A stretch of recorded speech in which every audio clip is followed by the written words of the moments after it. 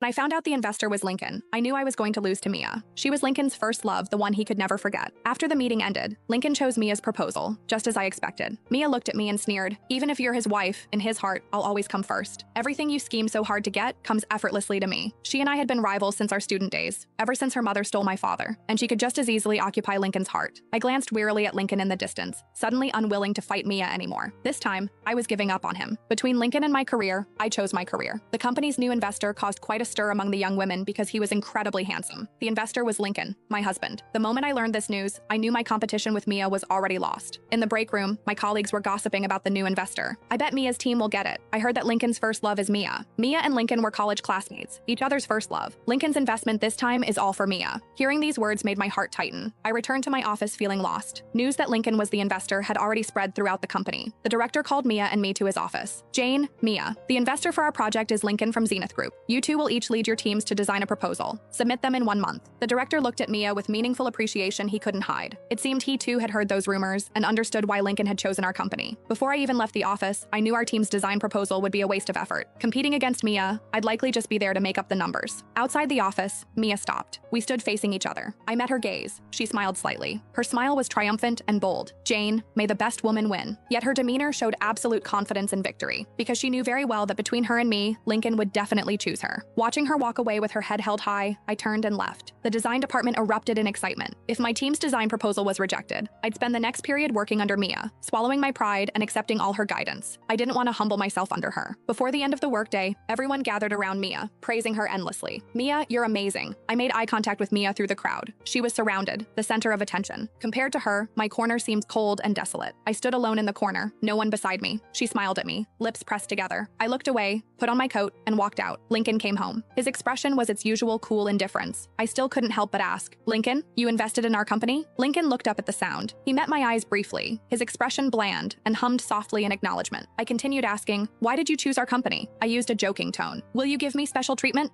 Lincoln's brow furrowed slightly, his expression serious. There wasn't a trace of amusement in his eyes. After a moment's thought, he said, "This was a decision by the company's senior management. The proposal isn't my decision alone." The implication was that even being his wife didn't matter. I didn't ask any more questions. He was always this cold and distant, following his own rules and logic, never willing to make exceptions for me. And I always humiliated myself hoping to become his exception. Lincoln turned and left, entering his study. The study door wasn't completely closed. I could hear him talking on the phone. The voice on the other end was Mia's. Lincoln occasionally laughed softly in response to Mia. After hanging up, he pushed open the study door. He walked to the entryway and grabbed his coat from the rack, putting on his overcoat and changing into dress shoes. He straightened up and said to me, "I have a business dinner tonight. I'm going out."